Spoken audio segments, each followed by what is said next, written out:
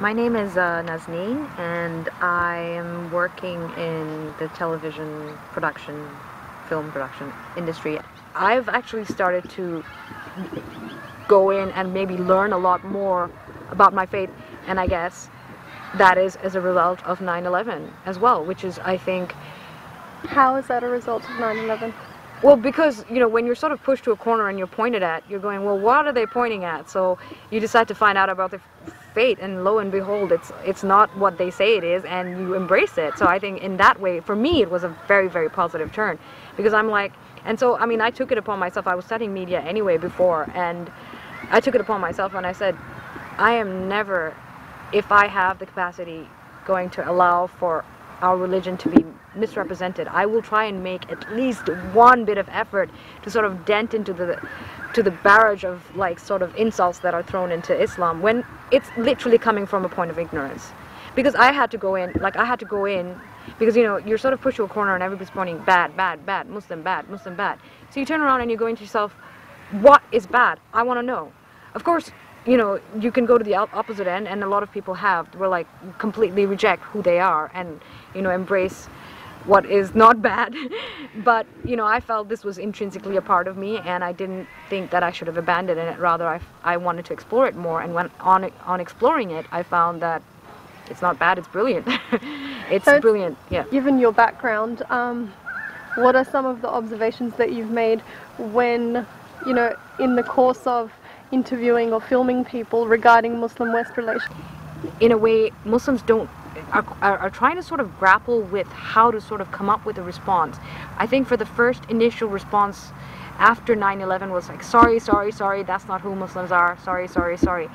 And I think after a point in time, we realized, why are we apologizing? Because we didn't do it. We're like the 99%. Yes, we are. So we are the 99%.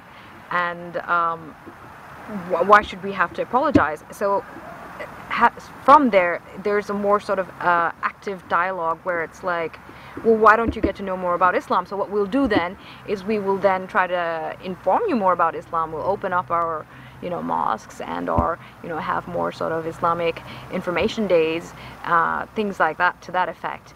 And then now I think I don't feel like there's a much clearer perspective now in terms of where the Muslim stance is, but in some respects I find that there is still that first initial cringe from, I can't believe Muslims did that in September 9, 2001, and basically I feel bad. And, you know, not only that, because of the bad press generally in the media since 9/11,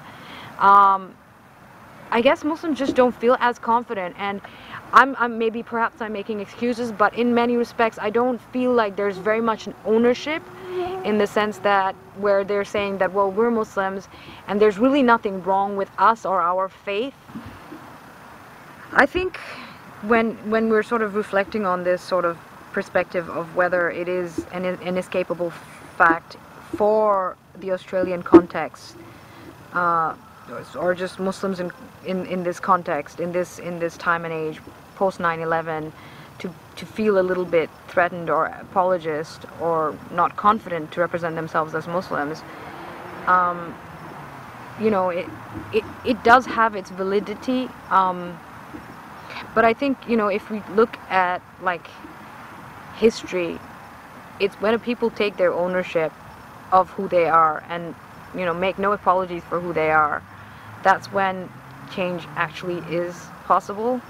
I mean, I don't have to go too far back, but the civil rights rallies in America, civil rights fights, civil rights Everywhere. that everywhere has made a difference, and more particularly if you look at the African American cause in just what, 4 or 5 decades ago, so half a century ago, which isn't that long.